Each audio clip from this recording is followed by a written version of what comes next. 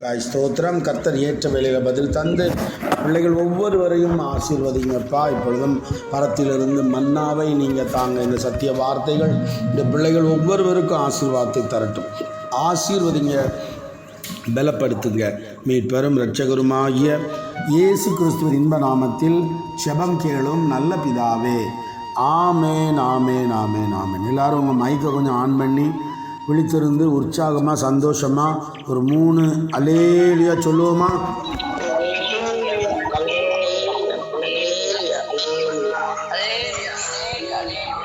ஆமேன், ஆமேன், ஆமேன். கடந்த மாதமெல்லாம் கர்த்தர் நம்மை கண்மணி போல் பாதுகாத்தார். கர்த்தருக்கு கோடாகோடி நன்றி.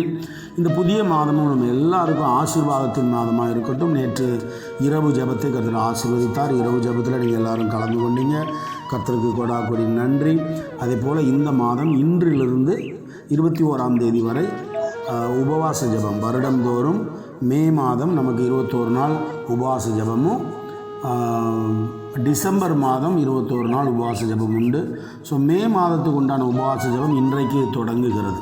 காலை 10:30 மணிக்கு பெண்கள் ஜெபத்தோடு விசேஷித்த ஜெபமாக இந்த உபவாச ஜெபம் நடைபெறும். அதே போல் ஆலயத்தில் வந்தும் பிள்ளைகள் ஜெபிப்பார்கள். ஆலயத்துக்கு வந்து எங்களோடு இணைந்து ஜெபிக்க விரும்புகிறவர்கள் நீங்கள் தலைமை சபைக்கு, ஐயர் விலையில் ஆரோக்கியபுரார்கள் இருக்கிற தலைமை சபைக்கு வந்து எங்களோடு இணைந்து நீங்கள் ஜெபிக்கலாம். ஆன்லைனில் வருகிறவர்கள், இந்த கூகுள் மீட்டில் செல்ஃபோனில் வர விரும்புகிறவர்களும் இந்த 21 நாள் உபவாச ஜெபத்தில் கலந்து கொண்டு ஜெபிக்கலாம். எங்களோடு இணைந்து உபவாசம் இருக்க விரும்புகிறவர்கள் குறைந்தது ஒரு வேளை காலையில் மட்டுமாவது நம்ம என்ன செய்யணும், ஒரு வேளை உபவாசித்து ஜெபிக்கணும். விரும்புகிறவர்கள், எல்லாரும் அல்ல, விரும்புகிறவர்கள் நீங்கள் உபவாசித்து ஜெபிங்க. ஏன்னா இந்த ஜாதி பிசாசு ஜெபத்தினாலும் உபவாசத்தினாலும் அன்றி மற்ற விதத்திலும் புறப்பட்டு போகாது என்று கர்த்தர் சொல்லியிருக்கிறார். ஸோ ஒரு சில காரியங்களிலே நாம் ஜெயம் எடுப்பதற்கு இந்த உபவாச ஜெபம் ரொம்ப முக்கியம். 2003ஆம் ஆண்டு இந்த உபவாச ஜெபம் துவங்கப்பட்டது. நாங்கள் ரட்சிக்கப்பட்டு 2வது ஆண்டு. 2002 நாங்கள் ரட்சிக்கப்பட்டு சபைக்கு வந்தோம். ஸோ 2003 இதை தொடங்கணும். இந்த 21 நாள் உபவாச ஜெபம் தொடர்ச்சியாக இது 23வது ஆண்டு. இந்த 23 ஆண்டுகள் கர்த்தர் அற்புதமாக இதை தொடர்ச்சியாக நடத்த வச்சிருக்கிறாரு. ஸோ இந்த 23 ஆண்டுகளும் தேவன் செய்த எல்லா நன்மைகளுக்காக கர்த்தருக்கு கோடாகோடி நன்றி. ஸோ இந்த வருடமும் கர்த்தர் பல அற்புதங்களை செய்ய இருக்கிறார். உங்கள் எல்லாருக்காக நாங்கள் என்ன செய்ய போகிறோம், ஜெபிக்க போகிறோம். எங்களோடு இணைந்து ஜெபிக்க விரும்புகிறவர்கள் நீங்கள் காலையில் 10:30 மணிலேருந்து 11:30 மணி வரை 1 மணி நேரம், இந்த 1 மணி நேரம் ஜெபத்தில் நீங்கள் கலந்து கொள்ளலாம். அதன் பிறகு நானும் என் மனைவி மட்டும் இருந்து ஜெபிப்போம். ஆமாம். ஸோ இந்த 1 மணி நேரம் எங்களோடு இணைந்து ஜெபிக்க விரும்புகிறவர்கள் இன்றிலிருந்து 21ஆம் தேதி வரை கலந்து கொண்டு எங்களோடு இணைந்து நீங்கள் ஜெபிக்கலாம். கர்த்தர் உங்களை ஆசீர்வதிப்பாராக. இப்பொழுதும் கர்த்தருடைய வார்த்தைக்கு நேராக நாம் கடந்து போவோம். வாக்குத்தத்த வார்த்தை, மே மாதத்துக்கான வாக்குத்தத்தம் எபிரேயர் 6ஆம் அதிகாரம் 14ஆம் வசனம். நிச்சயமாக நான் உன்னை ஆசீர்வதிக்கவே ஆசீர்வதித்து உன்னை பெருகவே பெருக பண்ணுவேன் என்றார். ஆமேன், ஆமேன். வாக்கு மாறாத கர்த்தர் சொன்னதை செய்கிறவர். நிச்சயமாகவே நான் உன்னை ஆசீர்வதிக்கவே ஆசீர்வதித்து உன்னை பெருகவே பெருக பண்ணுவேன் என்று வாக்கு கொடுத்திருக்கிறார். வாக்கை நிச்சயமாக நிறைவேற்றுவார். ஏனென்றால் என்னாகமம் 23ஆம் அதிகாரம் 19ஆம் வசனத்திலே சொல்லப்பட்டிருக்கிறது, சொல்ல தேவன் ஒரு மனிதன் அல்ல, மனம் மாற அவர் ஒரு மனுபுத்திரனும் அல்ல. அவர் சொல்லியும் செய்யாதிருப்பாரா? அவர் வசனித்தும் நிறைவேற்றாதிருப்பாரா? நாம் அடிக்கடி பார்க்கிற ஒரு வசனம், பொய் சொல்ல தேவன் ஒரு மனிதன் அல்ல, இல்லைங்களா? மனுஷன்தான் மாறுவான், கர்த்தர் மாறாதவர். ஆமாம், நிச்சயமாக அவருடைய மாற்றமே கிடையாது. அவர் வாக்கு கொடுத்துட்டார்னா நிச்சயமாக நம்மை ஆசீர்வதிப்பார். ஆபிரகாமுக்கு வாக்கு கொடுத்தவர் இன்றைக்கும் அதை நிறைவேற்றி கொண்டிருக்கிறார்.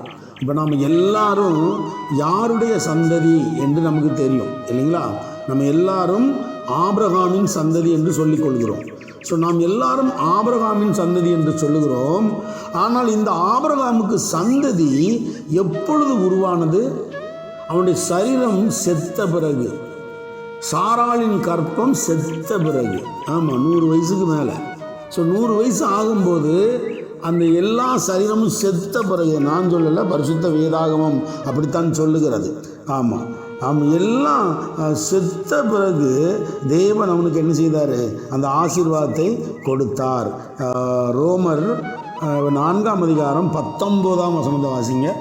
ரோமர் 4ஆம் அதிகாரம் 19ஆம் வசனம். அவன் விசுவாசத்திலே பலவீனமாய் இருக்கவில்லை.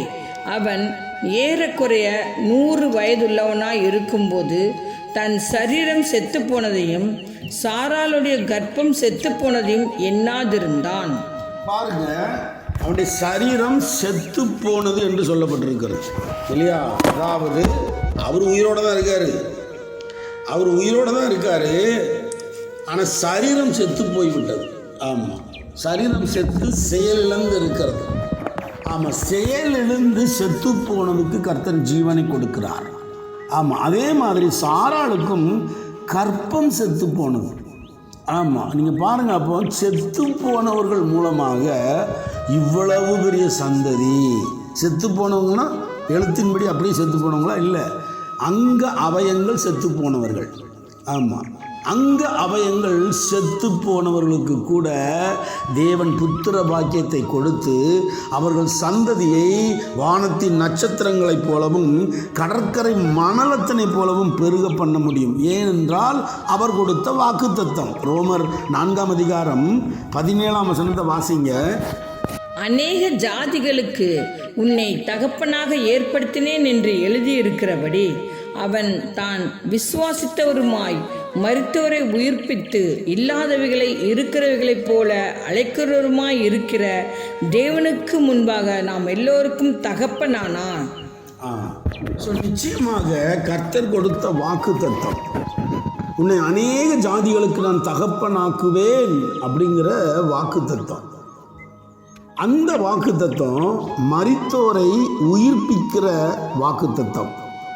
அவன் தான் விசுவாசிப்பவர் இன்னார் என்று அறிந்திருந்தான். இன்றைக்கு நாம் விசுவாசிக்கிற இயேசு கிறிஸ்து எப்பேற்பட்டவர் என்பதை அறிந்திருக்கிறோம். நம் தேவனால் கூடாத காரியம் ஒன்றும் இல்லை என்பதை நாம் அறிந்திருக்கிறோம்.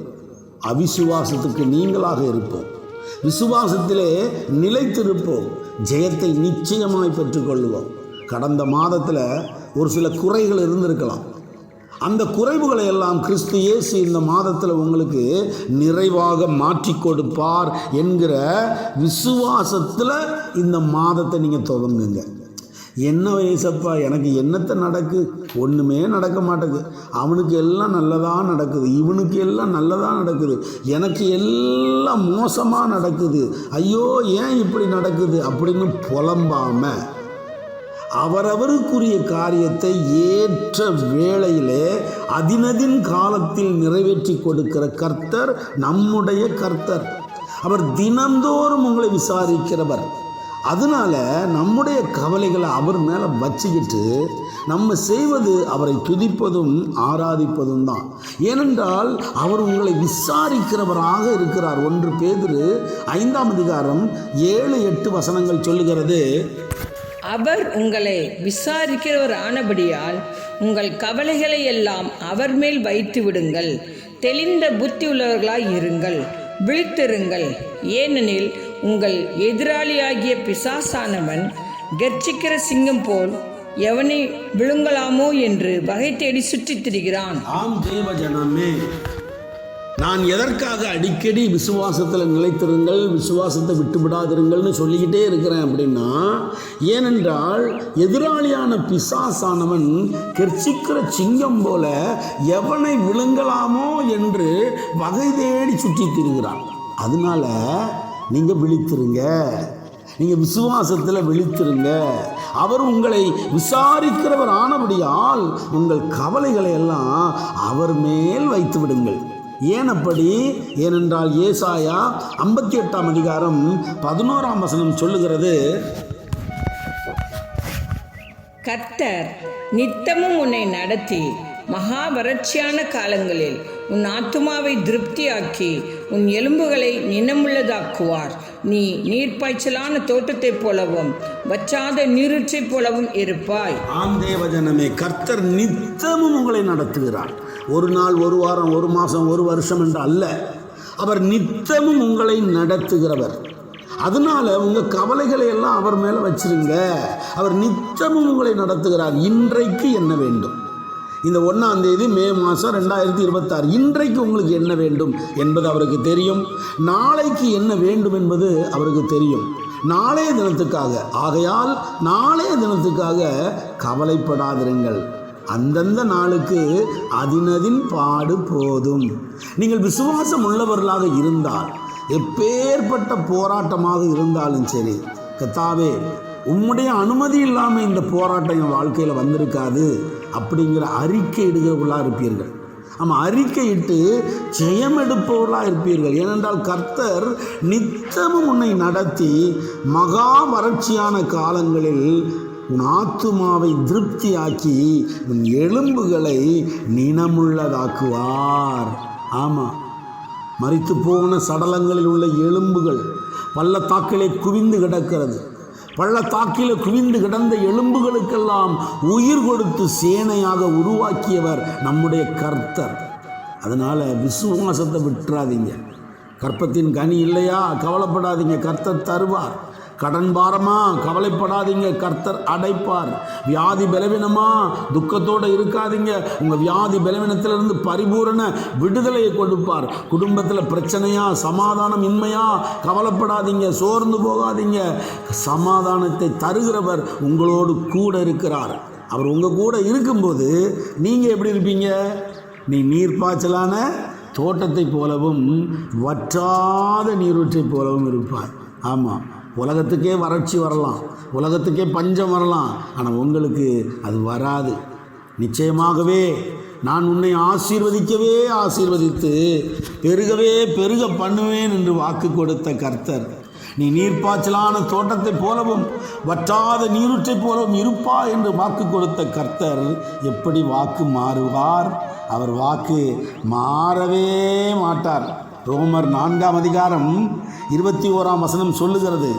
ரோமர் 4ஆம் அதிகாரம் 21ஆம் வசனம் சொல்லுகிறது, தேவன் வாக்குத்தத்தம் பண்ணினதை நிறைவேற்ற வல்லவராய் இருக்கிறார் என்று முழு நிச்சயமாய் நம்பி தேவனை மகிமைப்படுத்தி விசுவாசத்தில் வல்லவனானான். ஆம் தேவஜனமே, நம்முடைய கர்த்தராகிய இயேசு கிறிஸ்து வாக்குத்தத்தங்களை கொடுக்கிறவர் மாத்திரம் அல்ல, கொடுத்த வாக்கை நிறைவேற்றுகிற தெய்வமாயிருக்கிறார். தேவன் வாக்குத்தத்தம் பண்ணினதை நிறைவேற்ற வல்லவராயிருக்கிறார் என்று முழு நிச்சயமாய் நம்பி தேவனை மகிமைப்படுத்தி விசுவாசத்தில் வல்லவனானான். அதனால தான் ஆபிரகாம் நம்ம எல்லாரும் விசுவாசத்தின் தந்தை என்று அழைக்கிறோம். அந்த விசுவாசத்தை தான் இன்றைக்கு அடிமை மூலமாக உங்களுக்கு கர்த்தர் விதைத்து கொண்டே வருகிறார். அவிசுவாசம் உங்களை விட்டு நீங்கும்படியாக அனுதினமும் அடிமை கர்த்தரிடத்தில் ஜெபிச்சு கொண்டே இருக்கிறேன். ஏன்னா சிலர் நீங்கள் எப்படின்னா, கொஞ்சம் கஷ்டம் வந்தாலும் இந்த பச்சை பிள்ளை மாதிரி சோர்ந்து போயிடுவீங்க. சின்ன பிள்ளைங்களுக்கு ஒரு சின்ன விஷயம் நினைச்சுவாங்க, சோர்ந்து போயிடுவாங்க, அழுவாங்க. அந்த மாதிரி நம்ம சிலர் இருக்கலாம். தேவ பிள்ளையே, நீ இப்பொழுது பால் குடிக்கிற சிறு குழந்தை அல்ல, நீ ஆவிக்குள்ளாக வளர்ந்து விட்டாய். ஆவிக்குள்ளாக வளர்ந்த நீ உலக காரியத்துக்காக அழுது புலம்பாதே. உனக்கு இன்னது தேவை என்று அவர் அறிந்திருக்கிறார். நீங்கள் ஜெபிப்பதற்கு முன்னமே, நீங்கள் வேண்டிக் கொள்வதற்கு முன்னமே உங்களுக்கு இன்னது தேவை என்று அவர் அறிந்திருக்கிறார். அந்த தேவைகளை சந்திப்பார். நீ நீர்ப்பாய்ச்சலான தோட்டத்தைப் போலவும் வற்றாத நீரூற்றைப் போலவும் இருப்பாய். நிச்சயமாகவே நான் உன்னை ஆசீர்வதிக்கவே ஆசீர்வதித்து உன்னை பெருகவே பெருக பண்ணுவேன் என்று இந்த மாதத்தில் கர்த்தர் வாக்கு கொடுத்திருக்கிறார். அதை விசுவாசிங்க. அந்த ஆபிரகாம் விசுவாசித்தது போல, அந்த ஈசாக்கு விசுவாசித்தது போல, யாக்கோபு விசுவாசித்தது போல விசுவாசத்திலே நாம் வல்லவராவோம். நிச்சயமாக வற்றாத நீரூற்றாயிருப்பீர்கள். வற்றாத நீரூற்று போலிருப்பாய், வளமிக்க தோட்டத்தை போலிருப்பாய்.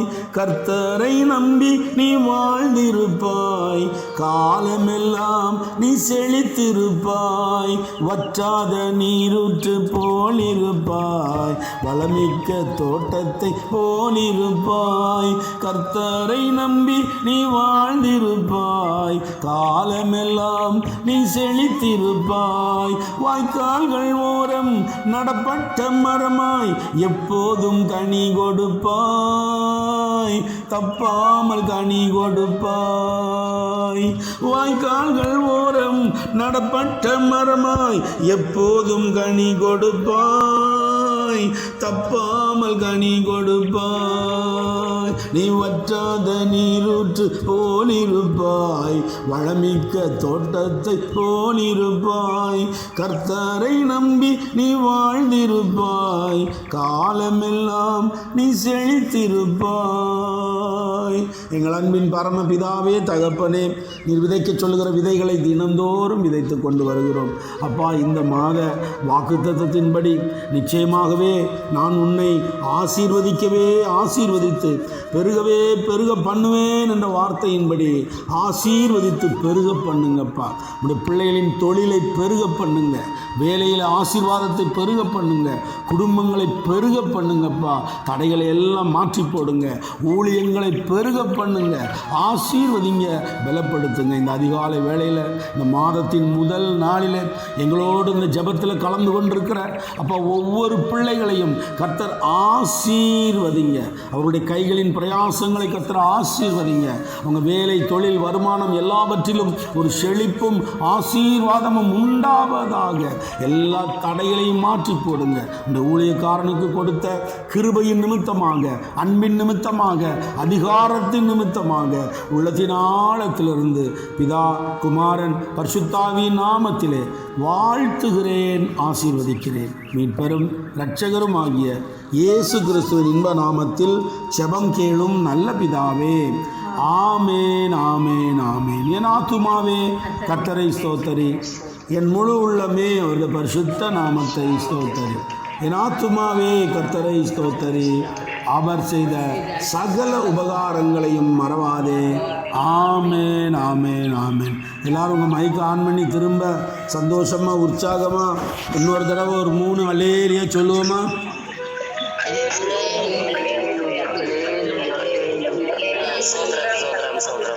ஆமேன், ஆமேன், ஆமேன், ஆமேன். கர்த்தருக்கு ஸ்தோத்திரம், கர்த்தருக்கு ஸ்தோத்திரம். புதிய மாத வாழ்த்துக்கள். எல்லாரும் ஒருத்தருக்கு ஒருத்தர் ஸ்தோத்திரம் எழுதிக்கோங்க. God bless you, God bless your families. கர்த்தருக்கு ஸ்தோத்திரம். Praise the lord, praise the Lord.